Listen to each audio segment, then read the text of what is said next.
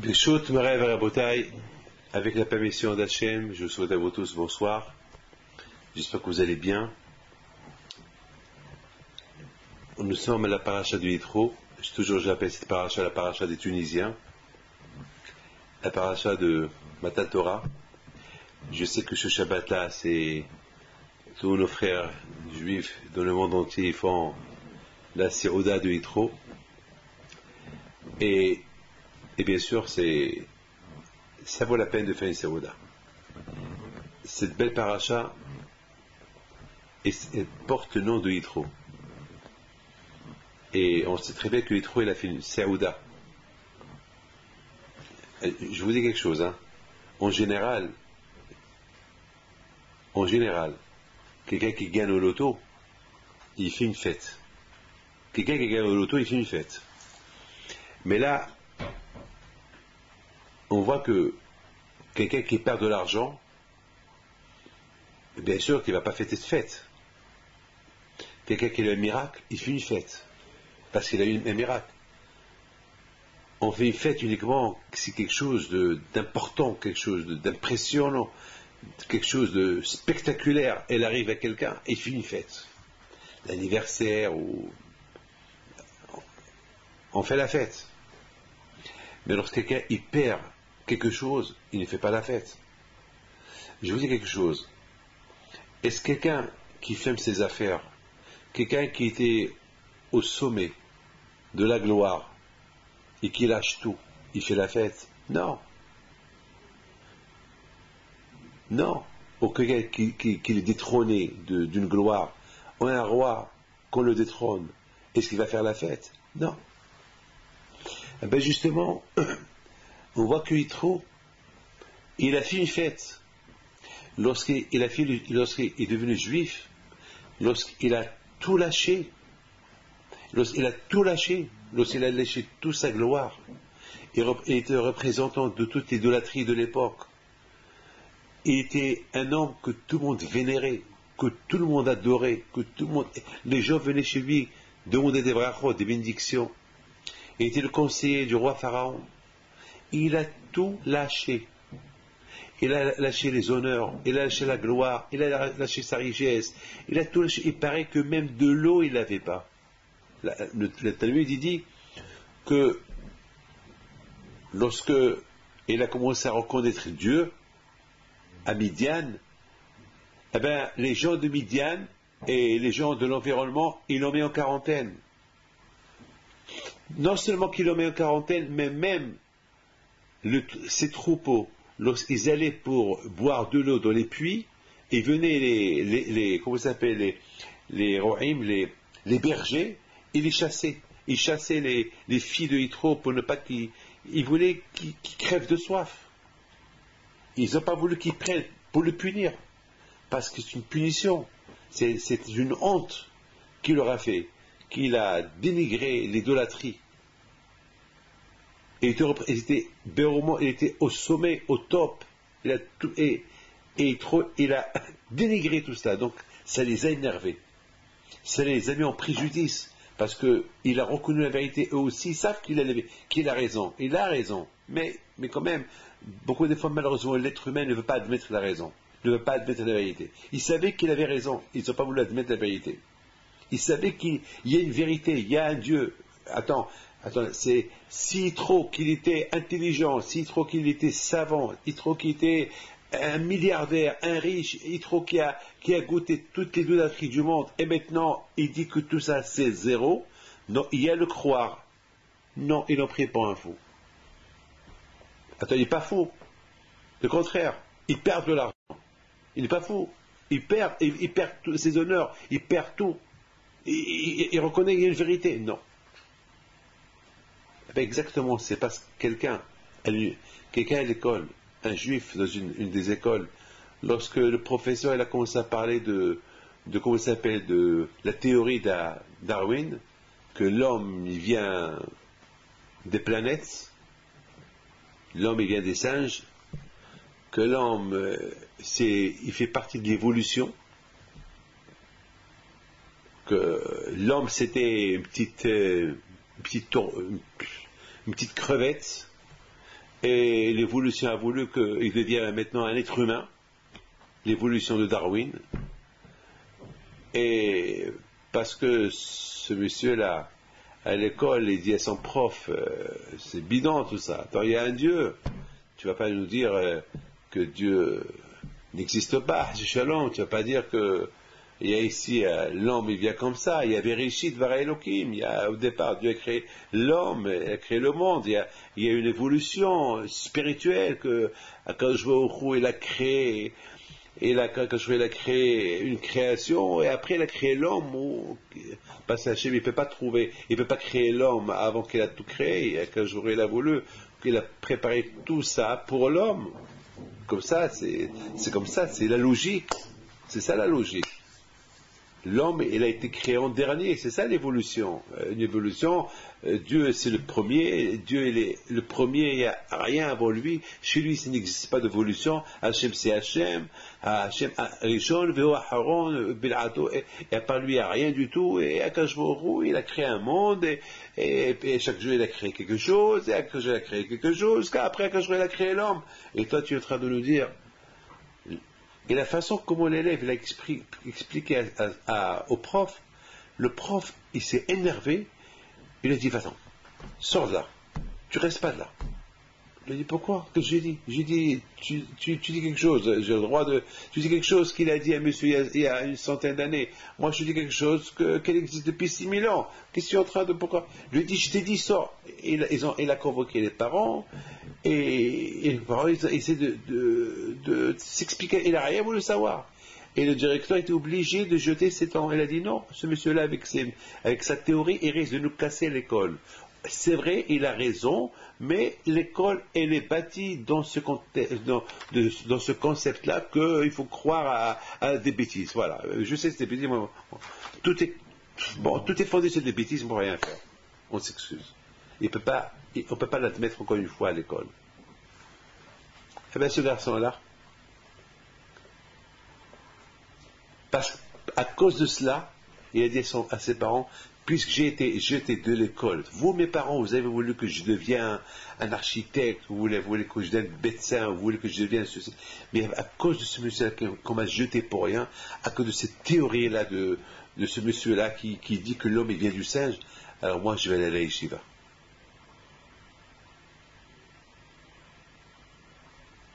Là, ses parents, ils lui ont dit, mon fils, c'est ton droit, tu peux faire ce que tu veux. Si c'est ton chemin, tu peux.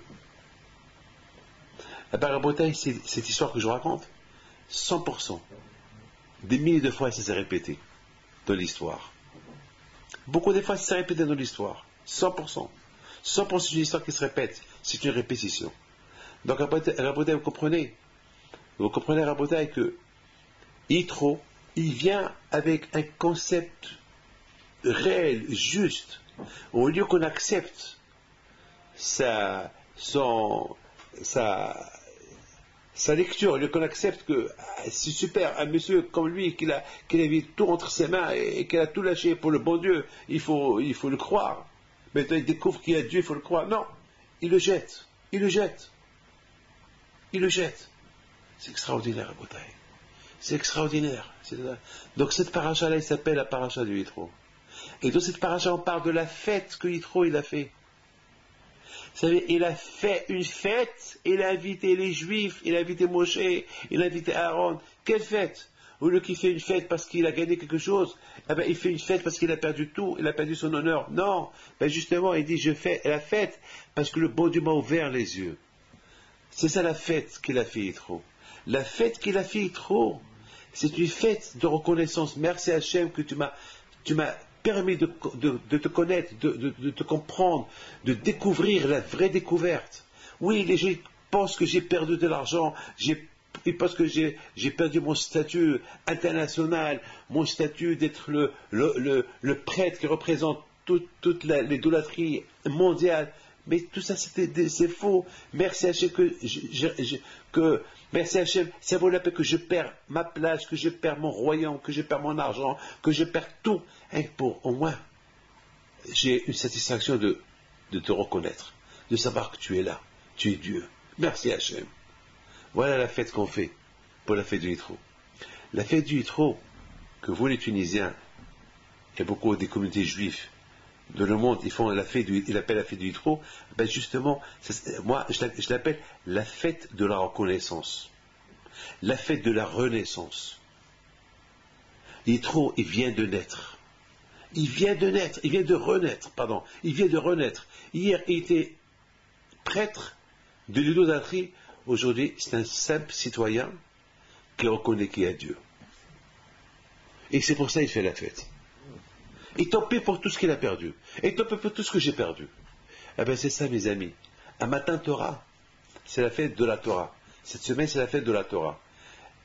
C'est la fête de la Torah et c'est la fête de la sortie de l'Égypte. Parce que le but de la sortie de l'Égypte, c'est pour recevoir la Torah. Eh bien, voilà. Eh bien, on a lu toute l'histoire de l'exil, l'histoire des miracles, l'histoire de la sortie de l'Égypte, l'histoire de la traversée de la mer, et maintenant, c'est l'histoire de Matan Torah. Le but de tout cela, c'est Matan Torah. Donc, il y a eu une évolution. Qu'est-ce qui s'est passé aux Juifs avant qu'ils aient reçu la Torah? Et c'est de pareil pour Yitro. Qu'est-ce qui s'est passé? Tout ce qui était Yitro avant, jusqu'à il a reçu la Torah. Les Juifs, c'était l'exil, l'esclavage. Et c'était ça leur héritage, malheureusement. Et les souffrances. Et après, la libération et recevoir la Torah. Yitro, quant à lui, c'était les honneurs, la gloire, l'argent, les royaumes, au bout du sommet. Et après, libéré de tout cela, et venir recevoir la Torah.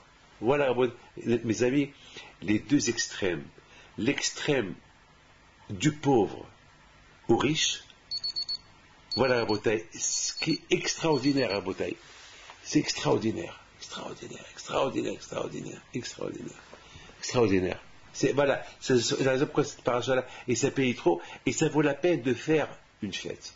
C'est ça la fête. Lorsqu'un homme rabotaille, mettons, on ne va pas parler de Yitro, lorsqu'un homme rabotaille, il termine une Gemara, ou alors un homme, il étudie la Torah, ou un homme qui comprend le sens de quelque chose dans la Torah, eh bien c'est une fête. C'est un sourire. Ah, j'ai compris. Merci Hachem, j'ai compris. Un sourire. Mes amis, c'est ça la paracha de cette semaine. La paracha de cette semaine est super. Ah, maintenant, on va essayer d'expliquer un peu cette paracha de Yitro. Parce que Yitro, on ne parle pas que de Yitro, mais on parle aussi d'autre chose. Mais on va essayer de comprendre ce que la Torah dit, que Yitro, il a entendu et il est venu. Ah, maintenant, très bien, maintenant, on a compris pourquoi il a fait la fête. Mais maintenant, il y a quelque chose qui s'est passé avant. Il a entendu quelque chose de super. Ah, parce que pour tout lâcher les honneurs, la gloire et tout, et venir recevoir la Torah dans le désert, il y a quelque chose, il y a un événement qui s'est passé. Lequel? Qu'est-ce qui s'est passé exactement? Ah ben il s'est passé un événement extraordinaire. Lequel? Ah ben il s'est passé qu'il a entendu quelque chose. Il y a des gens qui voient pour apprécier ou pour changer, parce qu'ils voient une vérité, mais il y a d'autres personnes qui entendent. Simplement, en entendant, ça suffit. Pourquoi des fois ça arrive qu'on entend quelque chose et on réalise la chose. Il y a des gens qui ne vont pas se satisfaire avec ce qu'ils vont entendre, ils vont se satisfaire avec ce qu'ils vont voir. Il y a d'autres personnes qui ne sont pas... Non, que ça suffit pour être convaincu avec des choses qu'ils vont entendre. Eh bien, il a entendu quelque chose. Qu'est-ce qu'il a entendu? Deux choses. Il a entendu la traversée de la mer. Lorsque les Juifs, ils ont traversé la mer. Et aussi, il a entendu autre chose. Laquelle? Il a entendu quelque chose. Qu'est-ce qu'il a entendu? Il a entendu la guerre de Amalek. Alors moi, je vous pose une question. La guerre Amalek contre les Juifs. Voilà. Il a entendu comment Amalek, il a fait la guerre aux Juifs et les Juifs l'ont gagné. Moi, je vous pose une question. C'est quoi d'important lorsqu'on entend, par exemple, un cafard qui attaque un aigle? Un cafard qui survole, qui s'envole, il attaque un aigle. Il va vers un aigle. Qu'est-ce qu'il va faire l'aigle? Il va le dévorer. Oh, avec un petit souffle, il le tue. Est-ce qu'on va parler de ça? Est-ce qu'on va faire de ça une histoire? Est-ce qu'on va écrire un livre? Un cafard, il a attaqué un aigle. Et l'aigle, il l'a mangé. Ou il a soufflé, il a écrasé. Qui va parler de ça? Personne. Mais si par exemple on parle du cafard, qu'il attaque l'aigle, il dévore l'aigle, waouh! Alors là, tout le monde va parler de ça. Waouh, ça va être dans les informations, dans TF1, partout, on va parler de ça, dans le Figaro, dans les journaux français, américains, au Maroc, tout le monde va parler, ça va être, même dans la jungle, on va parler de ça, même dans la jungle. Même dans la jungle, t'écoutez quoi? Vous avez un cafard, non, c'est pas vrai. Qui va croire à ça? Ça peut, oui, c'est un peuple. Mais si on parle, Amalek c'est un petit peuple, c'est une petite tribu qui a fait la guerre contre les Juifs, et les Juifs, ils les ont abattus. Et en plus, les Juifs à cette époque-là, ils avaient avec eux la Shekhinah, Hakadosh Baruch Hu, il y avait Moshe, Aaron, Yeshua. D'ailleurs, quand il a dit à Moshe Rabbeinu, dit oublie ça qu'ils n'ont pas peur, qu'il ne faut pas qu'ils aient peur des Égyptiens. Hashem Elachem Lachem, le pharaon, il est venu faire la guerre contre les Juifs, il est venu avec des centaines de milliers, je sais pas quoi, de soldats. Ça, on aurait pu avoir peur. Et malgré tout, Hashem a dit à Moshe Rabbeinu, dis oublie ça, il ne faut pas avoir peur. Hashem Elachem Lachem. C'est Hashem qui va faire la guerre.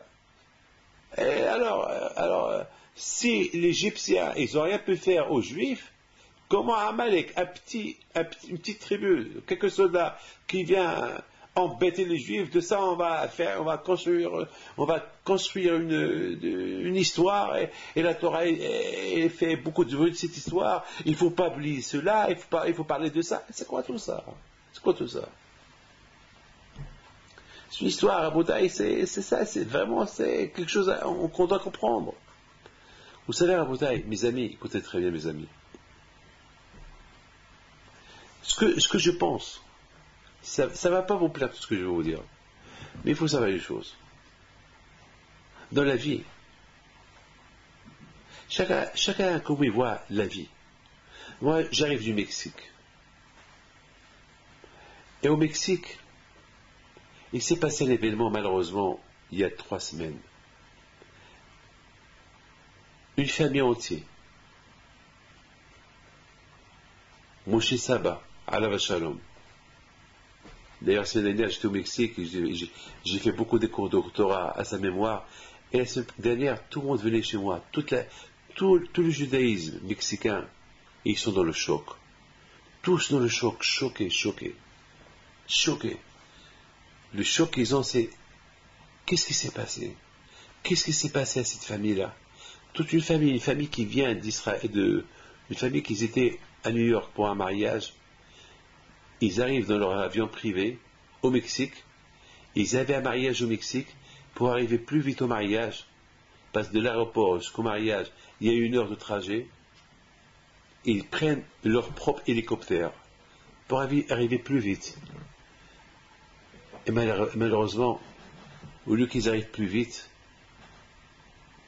l'avion est tombé, l'hélicoptère est tombé, et Moshe Saba il est mort, sa femme elle est morte, son fils Abraham, qu'il a étudié à la yeshiva de Kol Torah avec un de mes enfants, et la femme de Abraham aussi elle est morte, 4 personnes, ils sont morts. Ça a choqué tout le monde.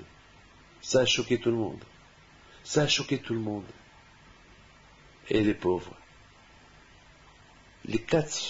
Quelle catastrophe, quelle façon ils sont morts. Dans quel état ils ont trouvé les corps.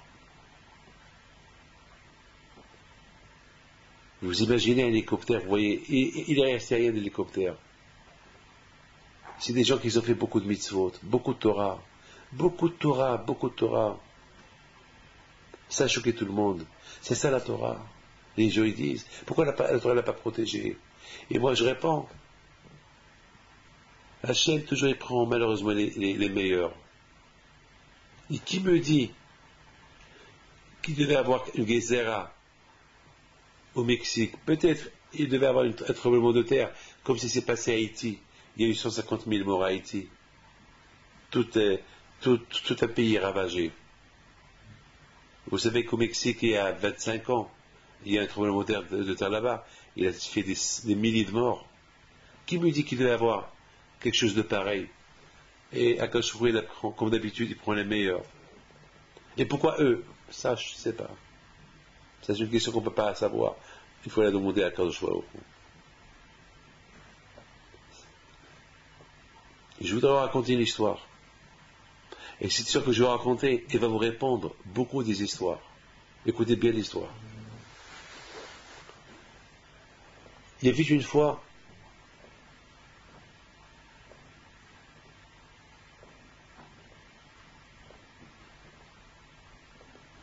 ça s'est passé l'année dernière.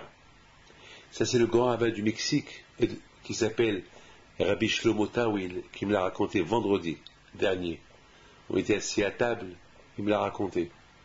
Il m'a dit, Rabbi David, vous savez que l'année dernière, il y avait un problème dans la communauté mexicaine. Et moi, j'ai dit une chose. Et Moshe Saba, alav Shalom, il a dit une chose. Et j'étais pas trop d'accord avec lui, lui aussi n'était pas trop d'accord avec moi. Parce que chacun, comment il a vu la chose. Et Moshe Saba, que Dieu repose son nom en paix, était tellement certain de ce qu'il disait, et il dit au Rav Tawil, vous savez que moi je connais bien l'histoire, c'est que vous, Rav Tawil, vous ne connaissez pas l'histoire, moi je connais bien l'histoire, et j'ai raison. Et l'autre lui dit, non, je ne pense pas que tu as raison. Alors Moshe Saba lui dit, viens, on fait un pari, toi et moi. Si je gagne, je te donne $100,000. Et si tu gagnes, je te donne $100,000. Et si je gagne, tu me donnes $100,000. Le rabbin lui a dit, non, moi, je n'ai pas les $100,000. Je sais pas, moi, je suis un rabbin. Je n'ai pas cette somme. Toi, tu peux te permettre. Il dit, alors, tu sais quoi? Si moi, je gagne, si moi je perds, je te donne $100,000. Mais si moi je gagne, tu me donnes pas l'argent, mais je veux que tu lis le chasse 60, tout le Talmud à ma mémoire, et je veux que tu me fais un papier, que si je meurs, on enterre ce papier avec moi. Vous vous rendez compte? Ça s'est passé l'année dernière. C'est la folie. C'est la folie. Et le rabbin Taou, il lui dit d'accord. Et Moshe Saba lui dit non, il faut qu'on prenne une photo, on apporte 2 témoins, on fait un papier. Que si je gagne, tu me donnes pas d'argent, mais tu lis tout le chasse, tout le Talmud à ma mémoire, s'il m'arrive quelque chose. Et je veux que je me fais un papier, que je l'enterre avec comme ça. Moi, si j'arrive là-haut, j'arrive avec un papier. Que même si j'ai pas eu le temps d'étudier toute la Torah, j'ai un papier que j'ai lu tout le chasse. Alors Rav Taoui dit, je suis d'accord. Le Rav Taoui, il m'a montré la photo. Il y avait la photo, ils ont pris la photo, il y avait 2 témoins qui se serraient les mains. Quelques mois plus tard, il est mort. Moshe Saba. Alors Rav Taoui me dit, Rabbi David, je suis organisé avec quelques personnes pour qu'on lit tout le Talmud à sa mémoire, parce qu'il a gagné dans le pari. Et je te promis que s'il gagne, je commence le chasse à cette date, et à cette date il est mort. Donc ça veut dire que c'était déjà prévu. Hachem, c'est ce qu'il fait. Une chose est certaine, on ne prend rien du tout avec nous. Avec tous ses avions, son argent, avec tout ce qu'il a. Il a tout laissé ici. Il est parti sans rien. Mais avec quoi il est parti? Avec toutes les mitzvot qu'il a fait, parce qu'il a fait des mitzvot que personne n'a fait. Il a fait des mitzvot que personne n'a fait au Mexique.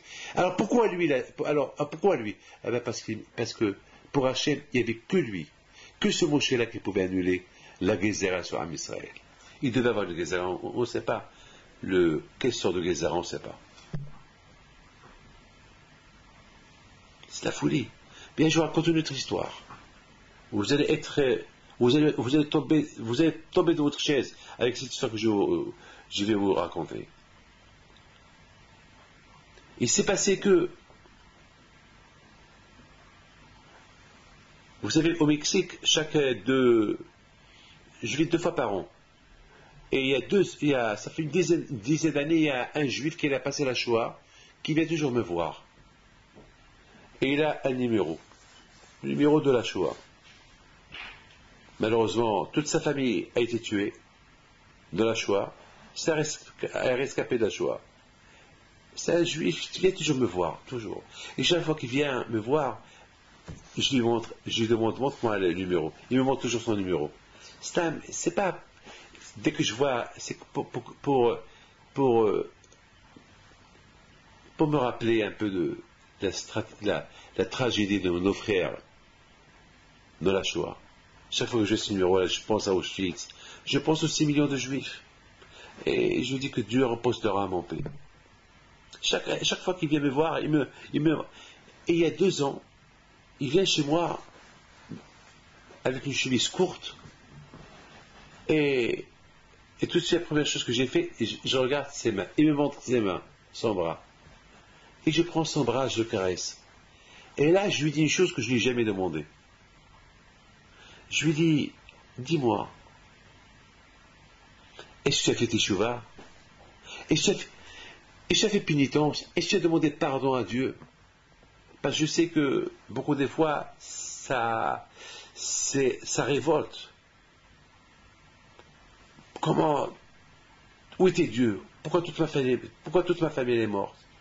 Ça t'est arrivé, oui. Ben oui, ça m'est arrivé. J'ai dit, tu as demandé pardon à Dieu. Je dis, viens maintenant, toi et moi, on va demander pardon à Dieu. Allez, demande pardon à Dieu. Tu pardonnes, et pardonne à tous ceux qui t'ont fait du mal. Allez. Et après, je lui ai fait une bénédiction. Seul. Et à sa femme, je l'ai fait seul. En général, toujours, on fait la bracha ou deux. Et là, je l'ai fait lui seul, elle seule. Quelque chose que je n'ai jamais fait avec lui. Jamais on a parlé de ça. Tout ce que je peux vous dire, lorsqu'ils sont sortis de chez moi, et me raconte sa femme, avant la Cédalia qui est venue me voir, me dit, Rabbi David, vous savez, parce que je ne les ai pas vus depuis 2 ans. Alors je lui dis, tu es seul? Où est ton mari? Il me dit, vous vous rappelez, il y a 2 ans, on était venus vous voir. Et vous vous rappelez que vous avez demandé à mon mari, est-ce qu'il a demandé pardon à Dieu, s'il s'est révolté contre lui? Eh ben, c'est comme un vidouille, un vidouille qu'on fait à quelqu'un avant de mourir, on lui fait faire le vidouille, Shema Israël, le vidouille, pardon Hachem, si je t'ai fait quelque chose, pardon, un vidouille. Je dis, oui, si tu veux, oui, un vidouille. Eh bien, Rabbi David, sachez, après quelques heures qu'on est sorti de chez vous, mon mari me dit, mais pourquoi Rabbi David, il m'a fait faire un vidouille? Il m'a fait faire comme une teshuva, pénitence, pardon. Après, il t'a béni à toi seul et à moi seul. Pourquoi? C'est bizarre. Jamais David, jamais. Elle lui a dit, je ne sais pas, peut-être parce qu'il a de la peine pour toi, il veut que tu fasses une teshuva avant que tu meurs, et après 120 ans, et au moins il ne faut pas que tu meurs avec des reproches que tu as eus, parce que peut-être tu crois en Dieu, mais il y a quelque chose que tu reproches à Dieu dans ton cœur, et tu risques de perdre ton avenir dans l'autre monde. Elle dit, peut-être tu as raison. Alors, heureusement, maintenant, s'il m'arrive quelque chose, au moins je suis tzaddik, au moins j'ai fait tes chevaux. Après 1 heure, il est mort. C'est de la folie. C'est de la folie. C'est de la folie. C'est de la folie. C'est de la folie. Comment qu'un jour, oui, il n'a pas voulu qu'il meure sans teshuva. Il est mort avec teshuva le même jour, quelques heures avant avec moi. Je lui ai fait faire le vidouille. Il a fait teshuva avec moi, il y a 2 ans, de cette histoire. Et elle est venue, elle me l'a raconté. Regardez Rabotai Moshe Saba Alav Shalom, avec toutes les mitzvot qu'il a fait dans sa vie, il était Tamid Hacham, tout ce que vous voulez. Parce qu'il a fait tellement de bonnes choses dans sa vie, Hachem il a voulu qu'il ne quitte pas ce monde sans qu'il aurait fait tout le chasse, lire tout le Talmud. Mais il n'a pas le temps, c'est un commerçant. Alors il s'est associé avec quelqu'un. Il a fait un pari avec quelqu'un. Moi je te donne 100 000 dollars si tu perds. Non. Non. Toi tu me donnes 100 000 dollars. Non. Moi je te donne 100 000 dollars si tu gagnes. Et toi tu liras tout le Talmud en mon nom si je gagne. Et je prendrai avec moi cette feuille, qu'on ne me dit pas là-haut que je n'ai pas étudié. Voilà, j'ai étudié. j'ai gagné mon pari. Il a gagné son pari. Donc c'est quelque chose qui était prévu. Alors, mes amis, avec tout ce que je vous ai raconté, on n'a pas répondu à notre question. La question qu'on a posée sur Yitro. Yitro, il a entendu que les Juifs, ils ont traversé la mer. Amalek leur a fait la guerre, ils ont gagné la guerre. Ces deux choses-là qu'il a entendu Yitro, et ça l'a motivé pour venir. Alors on a posé la question, pourquoi il n'y a pas autre chose qu'il ait pu entendre pour le motiver pour venir? En plus, quelle motivation est pour venir et recevoir la Torah? Parce que j'ai entendu qu'une tribu a gagné, qu'une tribu a fait la guerre contre les Juifs et les Juifs les ont gagnés. C'est quoi? C'est comme un cafard qui fait la guerre contre un aigle et que l'aigle il a mangé. C'est quoi ça? C'est évident. Le contraire, oui. Si maintenant on me parle que le cafard il a mangé l'aigle, oui. Ça c'est impressionnant, c'est spectaculaire. Mais le contraire, non. Vous savez, mes amis, nos sages disent que lorsque Moshe Rabbeinu alav shalom et les Juifs, lorsqu'ils ont quitté l'Égypte, ils sont arrivés en face de la mer, il s'est passé quelque chose d'impressionnant. La mer, il s'est coupée. Vayar hayam vayanos. La mer, il s'est coupée devant les Juifs. La mer, elle s'est sauvée. Le Talmud, il dit, qu'est-ce que la mer, elle a vu pour qu'elle se sauve? Et le Talmud, il essaye de donner des explications. Et à la fin, le Talmud, il dit, ce qu'il a fait peur à la mer, c'est le cercueil de Yosef. Yosef Hatzadik. C'est Yosef Hatzadik qu'il est mort en Égypte et qu'ils ont transporté avec eux.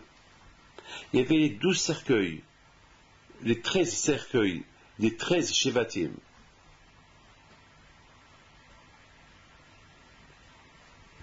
Alors pourquoi que le cercueil de Yosef qu'il a impressionné la mer? Qu'est-ce qu'il y avait de spécial dans le cercueil de Yosef? Eh bien, mes amis, il faut savoir une chose. Le cercueil de Yosef, pour comprendre c'est qui Yosef, c'est pas facile. Hein? Yosef Hatzadik, c'était pas quiconque. Yosef Hatzadik alav shalom, c'était pas quiconque. Yosef Hatzadik, il était roi, il était riche,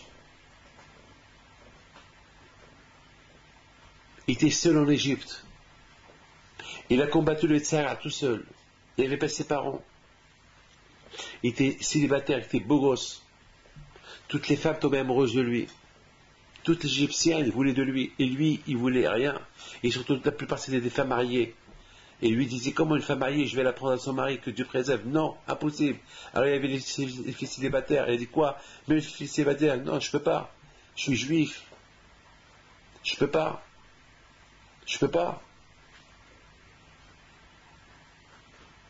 Il était seul, il avait beaucoup de tentations. Il a surmonté les tentations. Ça, c'est Yosef. Et qu'est-ce qui reste de Yosef?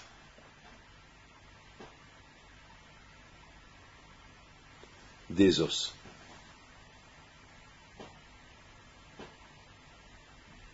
C'est tout. Des os. Yosef Hatzadik alav shalom, il a voulu montrer à tous les bénis d'Israël, on peut vivre seul dans une ville où il n'y a pas des Juifs, où il y a beaucoup de tentations. Tout dépend de la personne. Si la personne veut surmonter le Sahara, il peut. Tout dépend de la personne. Beaucoup de gens ils disent ouais c'est dur, ouais c'est facile, je suis tout seul, j'ai pas de parents. Il y a beaucoup de gens qui disent ouais si je suis tombé de la religion c'est parce que j'étais seul, j'avais pas de soutien, j'avais pas d'argent, j'avais pas de copains juifs, il n'y a pas de synagogue. on va lui dire, et Yosef? Et Yosef tout seul en Égypte, sans parents, sans personne, avec toutes les plus grandes épreuves du monde, avec toutes les tentations du monde. Et Yosef, c'est pas de tzaddik.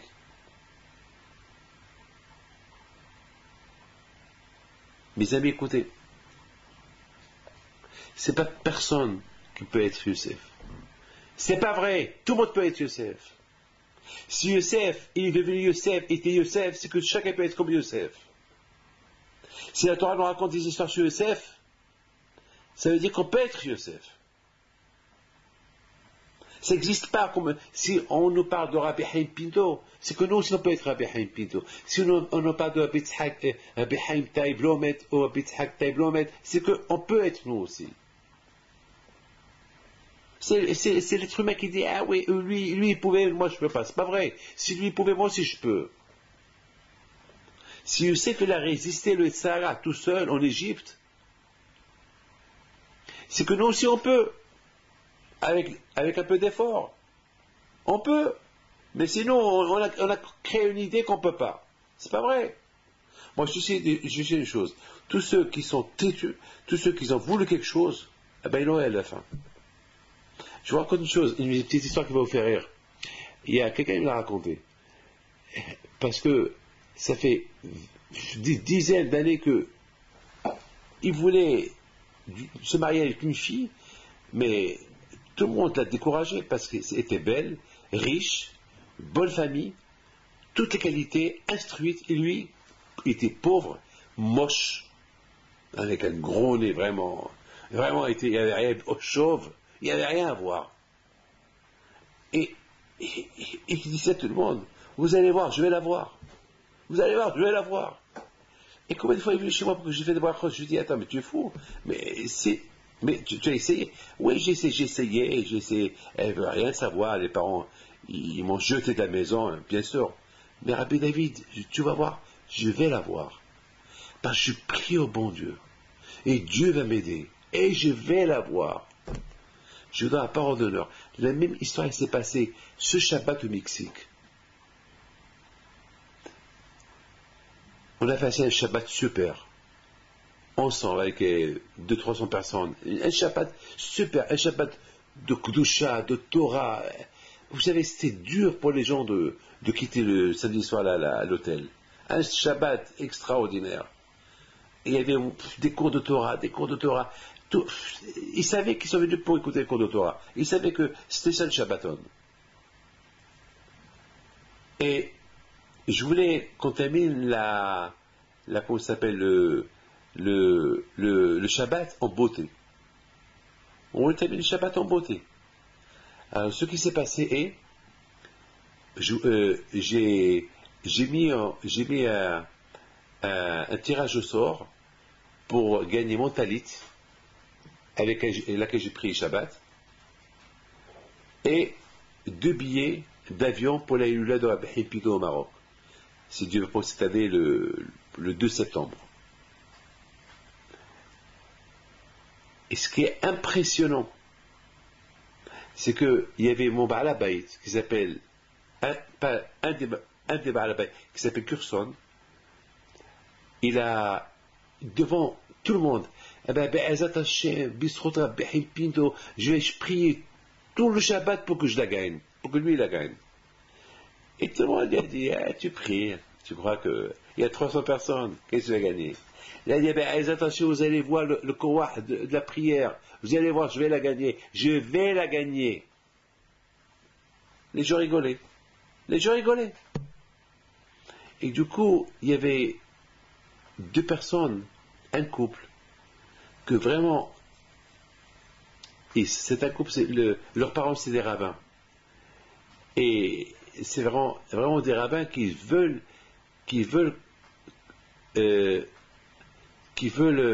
découvrir comment c'est le pèlerinage au Maroc. Eux aussi ils ont prié. Écoutez, samedi soir il sort, on fait le tirage au sort pour les billets. Qui va gagner les billets du Maroc? 2 voyageurs. Le nom de ces messieurs-là le numéro il sort, et ils sont pas là. Eux, ils sont pas là. Alors chacun il dit, alors j'ai dit, viens, on recommence, parce qu'on avait dit que si les gens ils sont pas là, on recommence le tirage au sort. Et j'ai vu que chacun disait, non, on les attend, mais on ne sait pas qui est-ce. Maintenant, viens, on attaque le deuxième tirage au sort du Talit. Et tout le monde qui regarde Haïm Kurson, parce qu'il a dit, vous allez voir, je vais la gagner. Alors tous qui disaient, allez, mélangez bien les numéros, mélangez bien. Ils avaient le truc là qui est au loto. Alors, il y avait là-bas des centaines de feuilles. Allez, on tourne, et on tourne, et on tourne. Et pour ne pas que les gens croient que c'est moi que j'ai trafiqué, on a appelé un enfant. Prends. Et l'enfant qui prend le tirage au sort, et c'était Haïm Kurson qui l'a gagné. La tchila, le kouah de la prière. Et tout le monde est sort resté bouche bée. Entre-temps, le couple qui a gagné pour le tirage au sort, le premier tirage au sort pour le Maroc, c'était ceux qui ont prié aussi pour aller découvrir la Behim Pinto. Du coup, il y a eu un juif, parmi tous les juifs là-bas, ils disent, Rabbi David, c'est pas possible que moi aussi j'ai prié, et pourquoi j'ai pas gagné le talit? Alors je lui ai dit, tu sais quoi, je vais remettre mon deuxième talit en jeu. Je ne l'ai pas là, il est en France, et je le mets au tirage au sort. Et si le bon Dieu veut, si tu as bien prié, tu vas le gagner. Eh bien, la Bretagne, tout le monde qui crie, et tout le monde qui est excité, et tout le monde qui voit ce qui se passe là. Ils ont vu des miracles. Et encore, on mélange les feuilles, et on mélange, et on prend le numéro. C'était le monsieur qui l'a gagné, celui qui l'a prié. Il a dit, moi aussi j'ai prié, j'ai pas gagné. Il a gagné. Ça prouve qu'il y a Kadosh Baruch Hu. Il faut savoir prier. Si on sait prier, ce qu'on veut, on l'a. Le problème, c'est qu'on ne sait pas prier. Kadosh Baruch Hu, c'est un papa. Lorsqu'un enfant, il veut quelque chose, il demande à son père, et son père, il lui donne. Et si son père ne lui donne pas, sa mère va lui donner. Ou bien, sinon, après, on stresse les parents et ils nous les donnent. Il faut savoir demander. Hachem, il peut tout donner. C'est le Balabaït. Hachem, c'est le père. Avinu Malkinu. Il faut savoir quoi lui demander. Et c'est pas possible que Hachem, il a pas. Il a tout, Hachem. Peut-être le papa, il a ce qu'il a, il a ce qu'il a, mais ce qu'il n'a pas, il n'a pas. Donc, il ne faut pas demander ce qu'il n'a pas, demander ce qu'il a. Mais Hachem, il a tout. Donc, il peut te donner tout ce que tu veux. Et il faut savoir demander. Donc, maintenant, je retourne à la première histoire. C'est celui-là que tout le monde se moquait de lui, parce qu'il tombait amoureux d'une fille très belle, et lui, il est moche, pauvre, tout ce que tu veux. Et à la fin, le monde entier a été bouche bée. Et il a marié. Cette fille-là, chaque fois qu'on lui présentait quelqu'un, elle ne voulait pas se marier. Ou elle ne voulait pas, ou l'autre ne voulait pas se marier avec elle. C'est ça que le papa, il a commencé à voir que sa fille prend de l'âge. Le seul qui la veut, c'est ce pauvre-là, ce chauve, ce moche. Ce qu'un jour, elle dit à son père, papa, tu veux que je reste sans mariage? Petit, c'est lui mon mazal. C'est vrai, il a tous les défauts du monde, mais peut-être, s'il se marie avec moi, il n'aura pas tous les défauts du monde. Automatiquement, il va devenir riche. Automatiquement, il va commencer à s'habiller bien. Et peut-être il va rentrer dans tes affaires. Et peut-être la richesse va le rendre beau. Et la richesse va le rendre un autre. On va plus voir on va plus voir qu'il est chauve. On va le voir d'une autre manière. Le père, il a accepté. Ben, ils sont mariés.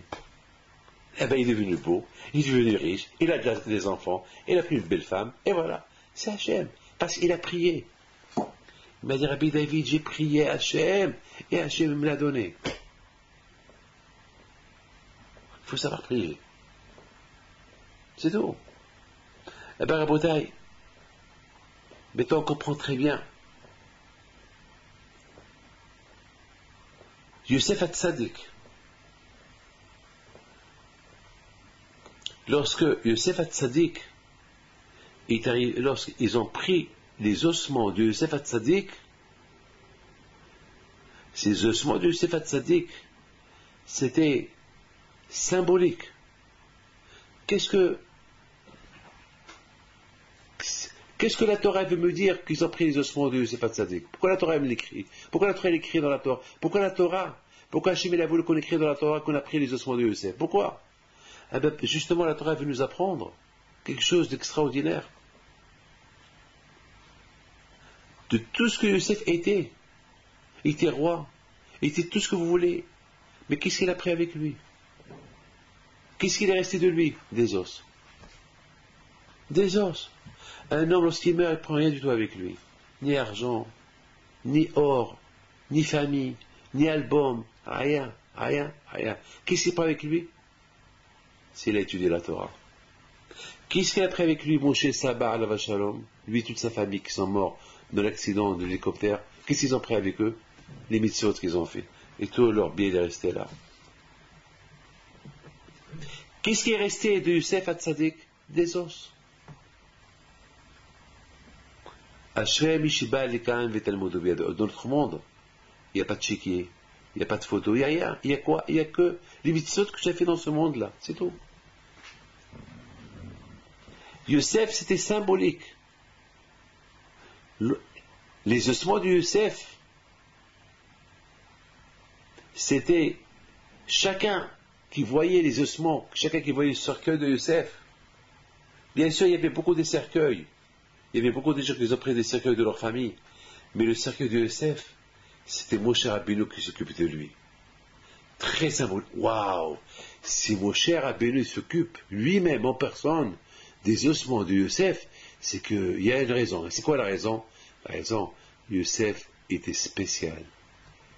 Il était riche, il était roi, il était beau, il était tout ce que tu veux. Il est resté un bon juif. Il n'a pas trahi son Dieu. L'argent ne l'a pas rendu fou. Il était seul.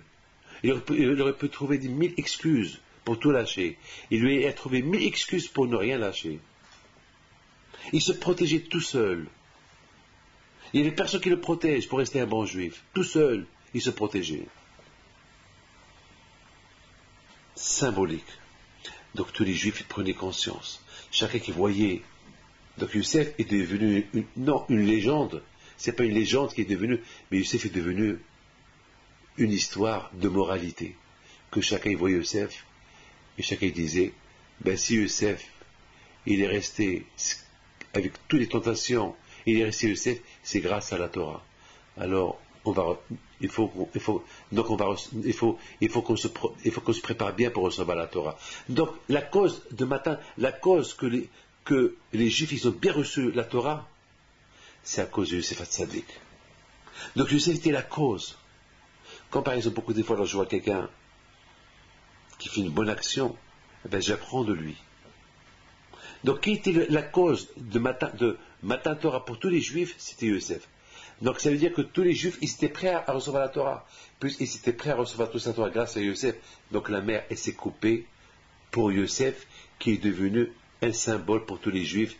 C'est-à-dire que grâce à Yosef, les Juifs, ils ont appris qu'ils doivent recevoir la Torah. De quelle manière recevoir la Torah? Que c'est beau de recevoir la Torah et être comme Yosef. Pour être comme Yosef et subir toutes les tentations du monde et rester tzaddik comme Yosef, il faut la Torah. Donc il faut aller recevoir la Torah. Donc la mère, elle n'avait plus de raison de ne pas se couper pour ceux qui vont recevoir la Torah. Vers le mont Sinaï pour recevoir la Torah. Je me suis posé une question. C'est écrit dans la Torah que la mer que la mer est retournée à sa place. C'est-à-dire que la mer s'est coupée, les Juifs ils n'ont pas traversé avec le cercle de Yosef, et après, une fois que tout le monde est sorti, et les Égyptiens aussi sont entrés dans l'eau, et après l'eau elle est tombée sur les Égyptiens, et ça a fait un balagan. Et les Égyptiens, ceux qui ont voulu, je parle de l'Égypte de l'époque, hein, ceux qui ont poursuivi les Juifs, ils sont tous noyés. Alors la Torah, elle dit, c'est quoi et il a retenu les étanants à sa place. La Gemara dit, les étanants c'est les tnao, à la condition. C'est-à-dire quoi, quand je il a fait une condition avec la mer. Eh, le Sachim il a créé la mer, il a fait une condition que la mer, il faut qu'elle reste la mer. Il ne faut pas que la mer elle sorte de son circuit. Il faut que la mer elle reste à sa place. Il ne faut pas que la mer elle déborde, elle prend de le monde entier. C'est pour ça que je vous repris, il a créé le sable. Le sable, il est là pour protéger le monde, que la mer, elle travaille. Dès que vous voyez de loin des vagues qui arrivent, dès qu'elle arrive vers le sable, et hop, le sable, il casse la mer, parce que le sable, il commence déjà à des profondeurs, il casse la mer, il casse la vague. Vous savez, si elle arrive à la surface, la surface est déjà cassée. Mais parfois, il y a le tsunami qui détruit tout, qui pousse même le sable. Bon, ça arrive de temps en temps, pas tout le temps. Mais de toute façon, le sable, il est là pour protéger le monde contre la mer. Mais Akadosh Baruch Hu, lorsqu'il a créé le monde, il a créé la mer, et il a fait avec elle une condition que lorsque les Juifs ils quittent l'Égypte, ils vont pour recevoir la Torah, il faut qu'ils se coupent pour eux.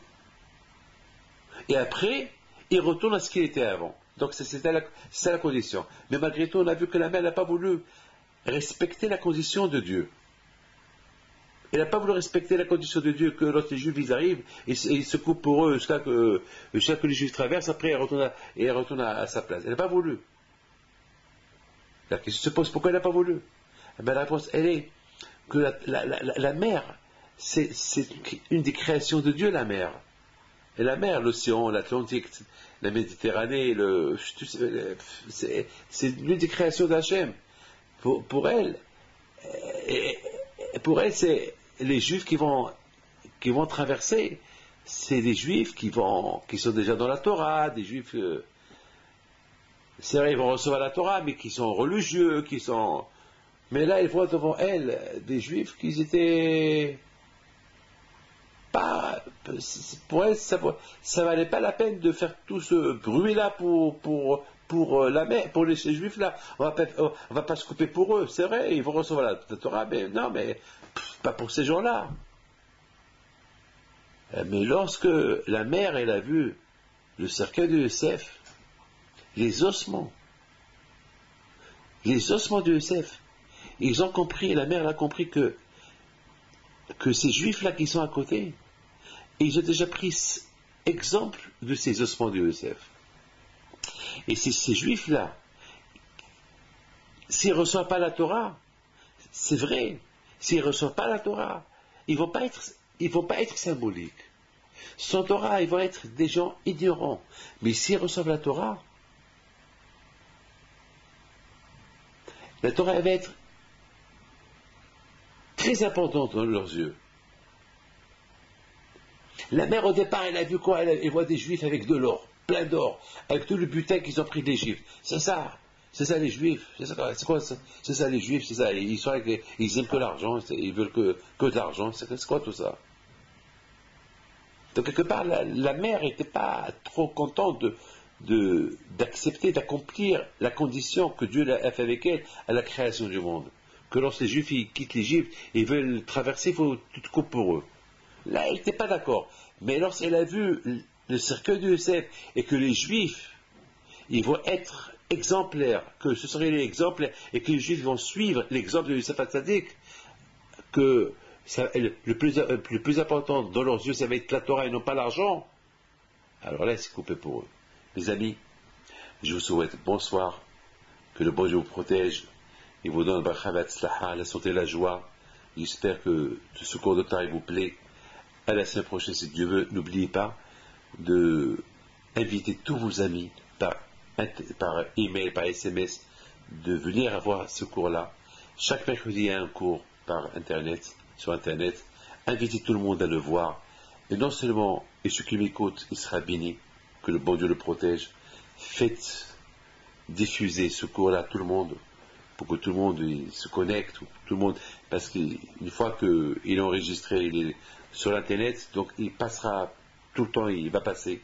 Donc c'est le cours de Yitro, la paracha de Yitro, et je voudrais bien que chacun qui voit ce cours-là, il soit mon chaliah, il soit mon messager, à diffuser que chaque mercredi soir, il y a un cours direct, et vous savez, bien dans l'internet aujourd'hui, vous avez des centaines de cours que j'ai fait là-bas en anglais, en français, en hébreu, mais surtout, je veux qu'on suit le cours de la semaine. Il y a beaucoup de choses à apprendre dans le cours de la semaine.